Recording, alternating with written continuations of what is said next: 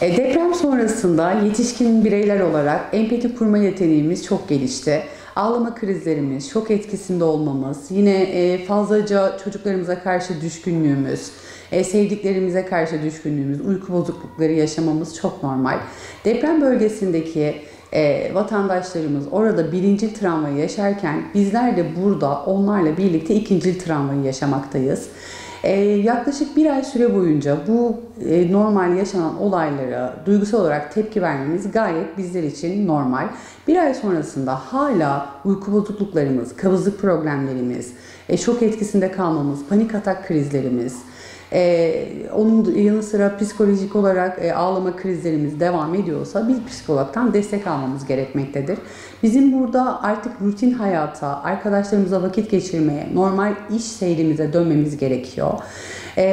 Yapacağımız en büyük şey psikolojimizi güçlü tutarak oradaki insanlara dua etmek ve maddi olarak elimizden geldiği kadar destekte bulunmak. Kendimizi yetişkinler olarak hala psikolojik travma içerisine sokarsak hem kendimize zarar vermiş oluruz hem de faydalı olmamış oluruz. Benim buradan tavsiyem destek olmak adına psikolojimizi güçlü tutarak onlara dua etmek ve maddi manevi destek olmak. Şimdi bizler ailelerimizde, evlerimizde çocuklarımızın okul ve eğitim hayatı da durduğu için tüm gün boyunca maalesef ki deprem haberlerini izlemeye çocuklarımıza maruz bırakmış durumdayız. Ben bir çocuk gelişimci ve bir anne olarak çocuklarımızı artık bu deprem haberlerinden soyutlamamız gerektiğini, normal rutin hayatlarına onları döndürmemiz gerektiğini söylüyorum.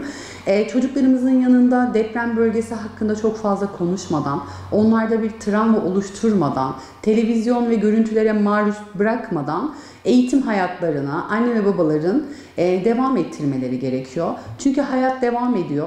Burada deprem bölgesinde olan çocuklarımız için travma neyse aynı haberlere ve görüntülere maruz kalan çocuklarımız için de travma aynı şekilde onlara nüksediyor. O yüzden bu travma hayatları boyunca etki altında onları bırakacakları için de çocuklarımızı bu travmatik duruma sokmadan haberlerden, görsellerden ve ev içerisinde konuşmaktan onları uzak tutmamız ve soyutlamamız gerekiyor.